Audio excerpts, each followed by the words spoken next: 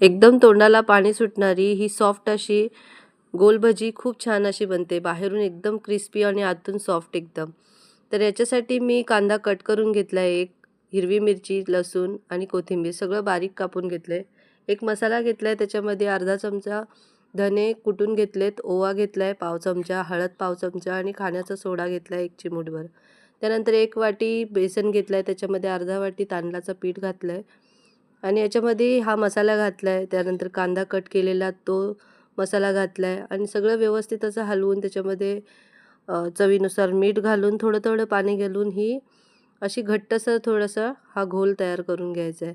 त्यानंतर कडकडीत एकदम तेल गरम करून घ्यायचं आहे आणि नंतर कढईतला तेल स्लो करून छोटे-छोटे हे भजी तळायला टाकायचे आहेत आणि हे मीडियम गॅसवर तळून घ्यायचे आहेत. खूप सुपर क्रिस्पी असे होतात. करून पहा, तुम्हाला नक्कीच आवडेल अशी रेसिपी आहे आणि खूप ईझी आहे.